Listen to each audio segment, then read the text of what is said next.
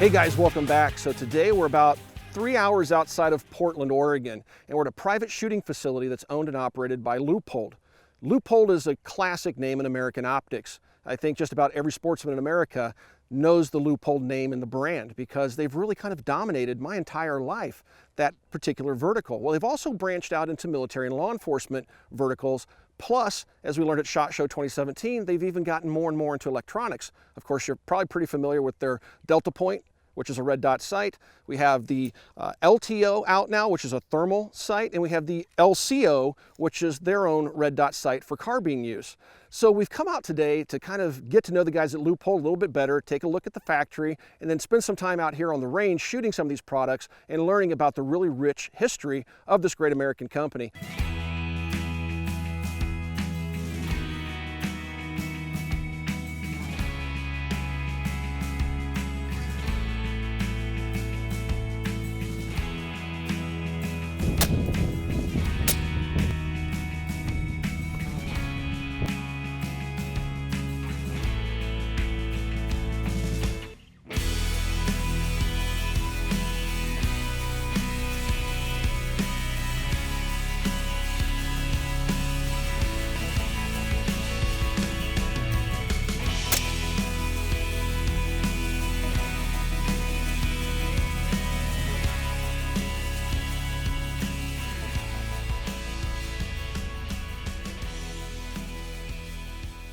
In 1891, Frederick Leupold came over here from Augsburg, Germany, and he met another gentleman named Adam Volpel at a local YMCA. They used to work out together. They were working at C.L. Berger & Sons, which was a survey equipment manufacturer and repair facility. And they came out here, and in 1907 they had started their first company together called Leupold and Volpel, and that was actually on the east side of Portland. And from there they started this company doing survey equipment and gauging, and a lot of that was really important in the Northwest because so much of the roadways and survey equipment that you were using for construction had to do with navigating waterways, so that equipment had to be waterproof, it had to be watertight, and that was really how we got our start in understanding any kind of instrument, precision instrument that was waterproof and watertight. Frederick Leupold ended up marrying Adam's sister Rose, and then they had a kid named Marcus. Marcus married a gal named Ruth, and Ruth grew up on the eastern side of this state hunting mule deer, and Ruth actually taught Marcus to shoot. So it's funny because the foundation or the beginnings of Leupold actually ever even entering into the hunting side of the community or the shooting side of the market was through Ruth, his wife, who taught him to shoot. And then as the story goes, Marcus Leupold was out hunting. He was hunting on the coastal range, and as most people know, they call it rainy Oregon. We have a lot of water here, we've got a lot of moisture, a lot of precip pretty much year round. And he was hunting black-tailed deer on the coastal range of Oregon, and his scope fogged over and he wasn't able to take a shot at a pretty sizable blacktail. And basically he got up and said, to hell with this, I can build a better scope with this, and he did. And in 1947 the Plainsman hit the market.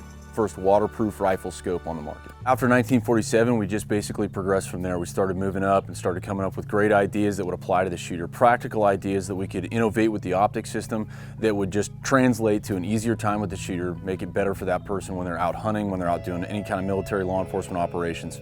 And several things came out. One was, first and foremost, right out of the gate, we did waterproofing. That's a big deal. Nobody had ever done a waterproof rifle scope before, and all of our scopes are tested to be completely waterproof if there's any issue there. We started doing a nitrogen fill back in the early 50s. Interestingly enough, back then when we started nitrogen filling our scopes, we were also using a Black Widow spider web because of the strength. We didn't do that for too long. We moved on to fiberglass. There was a fiberglass blend that we found that we could get the strength and durability out of without the risks involved. Moving on from there, one of the best things that we did was we took the adjustable objective for your focus and your parallax adjustment, and we moved that back to the left side of the scope. Nobody had ever done that in the firearms industry before for a rifle scope, and that was a really unique thing because that shooter now didn't have to break their position to try and reach around, get to the front of their scope, and then come back and reset. They could literally stay in the same position, move from target to target, and adjust depending on their distances to make sure that they were still in focus and that optic was parallax free. Came out with the folded pass spotting scope. Now, most people are used to spotting scopes where they're looking down and they're looking through that spotting scope. One thing that does is it can make it very difficult when you're trying to find something and you get into a spotting scope, which is generally a really high magnified scope, so your field of view is incredibly small. You kind of have that soda straw effect. and you look down and now you're not looking at it, so you end up searching all over without reference points on a hillside to try and find whatever it is you're looking for, whatever your target might be. But having a folded pass spotting scope to where you're looking in line with that target, you can align that spotting scope and jump in and out and toggle in and out of that spotting scope and make sure you get on target a lot faster. The other thing that brings a capability with is flipping it upside down for our troops overseas that are needing to stay behind cover, almost using it as a periscope kind of effect, being able to spot rounds for indirect fire or anything like that, or a spotter for another shooter position, is they can do that without risk of getting shot. Keep moving on, we come out with ballistically matched reticles. So we have reticles out there that you can adjust to make sure that all the subtending lines in that are range lines. They're a ballistic compensation reticle, but you can calibrate those to your guns. And we also have some technology coming out that we can custom build a reticle for your gun. You can send in your ballistics. But prior to that, for several years now, we have basically our BDC dials, or our CDS dials is what they are, a custom dial system. And you can call in with your muzzle velocity, your type of bullet, the ballistic coefficient, the elevation, your temperature, give a few key points that are specific to your gun and your caliber and your specific type of bullet, and we can burn a dial for you, or as many as you want.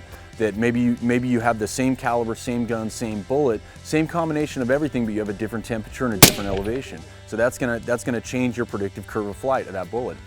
We can burn as many dials as you need to, so you can leave everything on there, keep the same zero on the firearm, swap out your dials, range your target, and just zip up to the yard line or the meter line on that dial and go ahead and lay it down.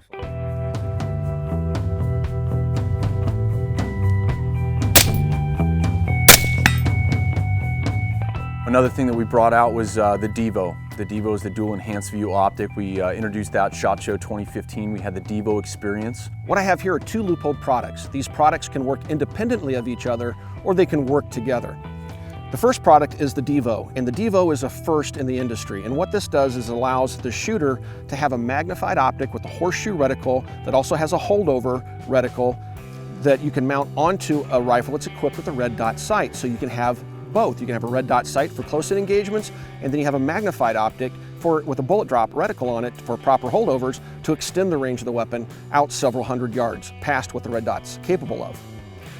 So the Devo can be zeroed simply by elevation adjustments here on the top and windage adjustments over here on the right. And what you'll notice is that your eye is directly in line with the stock, and you don't change your cheek weld when you use it. You look through the red dot sight, then when you want to use the magnified optic, you simply shift your eye down, keeping the same cheek weld, and now you're looking through the magnified optic, which is technically off to the right side of the gun around the red dot sight. If you look over the Devo, now you can look at and use your red dot optic. In this case, this is an LCO, or Leupold carbine optic. Now, as I said before, each of these units stand alone and they can be used independently of each other. The Devo can be used with most any red dot sight on the market on an AR-15 on a normal height mount for your red dot sight, like an AEM5 Micro or MRO from Trijicon, something like that. So it sets right behind your red dot sight, gives you the capability of shooting much further than the capabilities of a standard red dot sight, but when you're using it, it's very small and compact and gives you the best of both worlds. We have a room downstairs, and we have a gentleman down there that's been testing for us for a long time. And this is really the room where we proof out the lifetime of performance versus a lifetime of replacements. We basically put the optic through 5 lifetimes of punishment inside of a couple of days. And we do that to every possible line we have. We pull them off intermittently and continue to test the line throughout that. So essentially, we have some technology in that room that you're really only going to find at Leupold and at NASA. And what we've been able to do is hook up a rifle with a whole bunch of different equipment and start testing recoil signatures on that. Once we get a recoil impulse signature off of that rifle, we can take the data we've collected and then put it into our system and recreate that. And so the gentleman down there wanted to come up with one recoil impulse signature that we could apply to every optic. Because when that optic leaves the factory, we have no idea what's going on. We don't know if a guy's running, a 50 caliber rifle on it, which is very, very easy on scopes. It doesn't do a lot of damage. I know a lot of companies out there say, oh, we've been tested up to a 50 cal. Well, that's probably one of the softest rifles on especially a semi-automatic version on an optic. And the reason for that is because recoil, or those G-forces that are pulled during that recoil impulse, it's not just about the amount of recoil it has, it's about the time that it affects the bullet. So when you have a specific recoil and then it's spread out over a long period of time, it is really, really nullified as far as the damage it can do on the scope. And so what most people don't realize is like a 9mm will have a lot more recoil than a heavy caliber rifle will. The problem is that it's so short that it doesn't affect things for very long, right? And it's so quick to be there and gone. It's so snappy and done, but it does damage to an optic. But the human hand, it's so short you don't feel the effects like you think that to the level that it actually is happening. So he wanted to basically build one recoil impulse signature that we could apply to all guns. And the two guns out there that really damage a lot of optics, I mean just tear them up, is an air rifle. That's been for forever and ever. And the reason for that is because it's got a dual recoil impulse signature. So not only is there a recoil coming back, there's another impulse going forward as that spring and mechanism slams forward. And that will tear an optic apart because most optics out there are only tested one direction. They're only single directional tested. So not only did we want to come up with this massive recoil signature that we could be confident when our scopes left the factory, we wanted to do it in both directions. And the other thing, lately coming out with the new development of all the gas gun technology out there, the SCAR 17 can tear a scope up because it's got a 1 pound plus operating rod that has that dual recoil signature coming forward and back. So we needed to make sure our scopes were robust to not only take a heavy recoil impulse signature that lasted long enough for any caliber out there, but it would work in both directions. So we came up with a rifle that he wanted to use, and he came up with a 375 H&H Magnum that weighs just over 6 pounds, and it's a 375 H&H Ackley improved that weighs just over 6 pounds. And they basically said this rifle doesn't exist, and he said, I'll build one. So he built a rifle that's a 375 H&H AI that is just barely over 6 pounds. And that rifle, he still has it today. It sits in a beautiful English walnut stock now, but that rifle, interestingly enough, only has 27 shots fired through it, and it's on its 5th stock. And the first 4 were purpose-built, custom stocks, pillar-bedded. And the company that we had build this knew exactly what we were doing. We told them, and they built the specs for this stock, and every single time we shot that rifle, we would split the stock down the center. Now the guy down there wanted to see how this rifle grouped, so he put a 5-shot group together, and he blacked out in between each shot because his head would accelerate so fast his eye couldn't keep up, and he would black out. And by the time he was done with his 5-shot group, we had to get him to the emergency room because every blood vessel in his right eye had been blown out.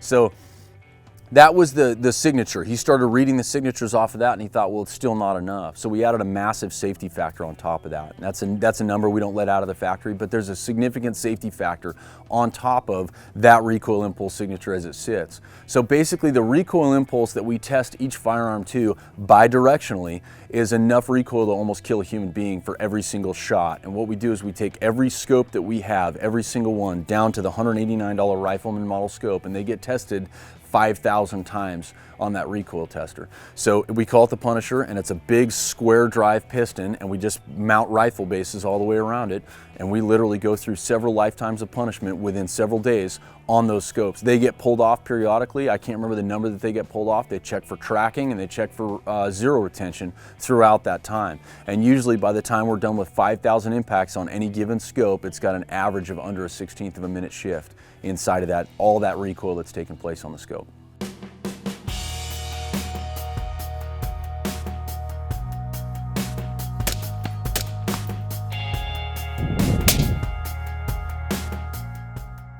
We understand that the industry is going a different direction, and we're not going to hold fast where we're at, right? We're going to move with it. Optics companies are making the transition from traditional glass optics into electronics, and Leupold is no exception.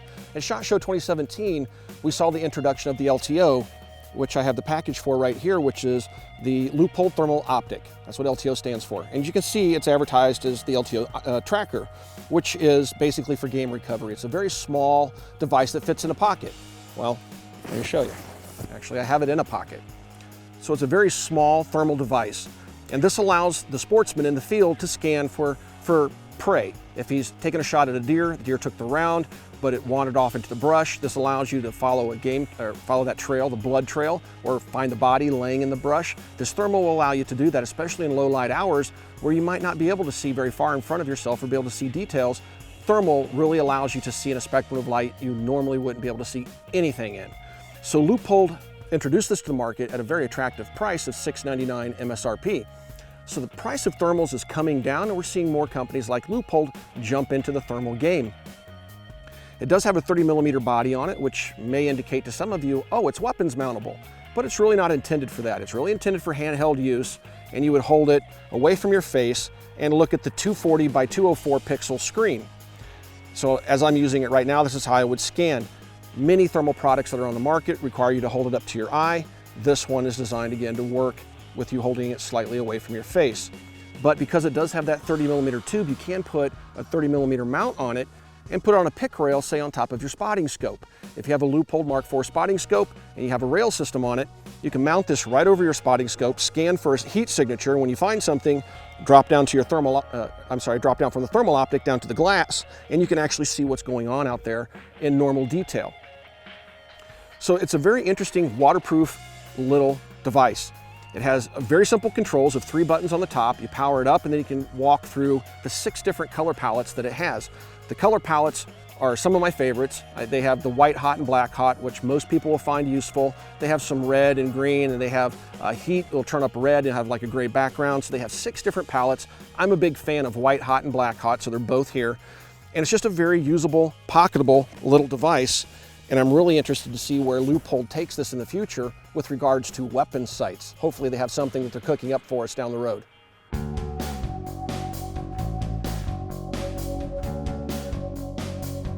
We have about a 1,500 acre range here in Central Oregon. We've got targets out past 1,800 meters, and we've got pistol deck, we've got shotgun carbine range here, but the biggest key is the long range precision deck that we have down here. And we basically bring folks out, take them through an entire optics training presentation, show them exactly what's going on mechanically and optically inside of that system and how that translates to how they manipulate the scope as a shooter, so they know what's going on inside of there. So it's not voodoo anymore. It's not just magic inside of that scope anymore. We get them educated on that, and the only way to drive an optic if it's on a gun. So we get it on a rifle, and we have a full inventory of schoolhouse guns that we can get students. You can fly out here, and all you got to do is pay for your ammo, and we'll get you set up and get you through a full training course and show you exactly how to manipulate your whole system. Most people don't realize that, you know, in long range shooting you have what we call a cycle of components. You know, you've got your rifle, your optic, your ammo, and then you've got your wild card, which is your shooter. Right, so we get that shooter set up with a solid set of fundamentals, so they no longer have to worry about them being a problem, right? And then we can show them what that weapon system's capable of with the optic and the firearm involved, and understanding the system as a whole. So this has been a really, really neat endeavor that we've done as far as an educational factor goes. We've been able to teach a lot of military, a lot of law enforcement, but we've also been able to take people that go, man, I've never shot past 300 yards. And then this year they go, man, that deer that got away at 750 last year, he's gonna be dead this year. One of the biggest things that Leupold's done since 1907, probably one of the best things about this company, is the full gold ring lifetime guarantee. And that's backed by an absolute, unlimited, no questions asked warranty. But we've had a guarantee because the fact of the matter is if I can get you a new scope in 3 days, that's great, but that doesn't help you out on a $10,000 sheep hunt. That doesn't help you out when you're overseas trying to fight for freedom. That doesn't help out on the law enforcement officer that's doing overwatch for a school shooting or a mall shooting or whatever. That doesn't help in the moment, right? So the biggest thing with Leupold is we want to basically give you a lifetime of performance, not a lifetime of replacements. But that lifetime of performance is 150% backed by an unlimited lifetime warranty. It's been around since 1907. We own the market on that. We've had it forever. And you know, we have a 5-year, we bumped our electronics warranty to a 5-year warranty, but most people don't realize that that warranty doesn't even kick in, that 5-year period doesn't even kick in till the first time you warranty it. So if you've had something out there that's an electronic piece from us, a rangefinder, whatever it is, I don't care if it's a Gen 1 from years and years and years ago, if the first time you call in for that warranty is 25 years after you bought it, your 5-year time frame kicks in then. So then you have a 30-year warranty on that piece of electronic equipment. And on top of that, the reality is that we're not gonna not take care of the customer. That's what Leupold does. They're gonna take care of the customer. I hope you guys enjoyed this afternoon and coming out and learning a little bit more about Leupold. If you guys have any questions about anything you've seen in this video, you can of course ask those questions down below. I do try to stick around for the first couple of days after a video goes live to answer the questions you guys may have. Also, if you would like to support us here at the Military Arms Channel, please swing by and check out Copper Custom. It's the best possible way to help support us here. And if you haven't already, please check out full30.com. That's full30.com. We've taken all the web's best firearms content creators and brought them under one roof. That is full30.com. Thanks for watching. Thanks for all those years of support. We'll talk to you guys soon.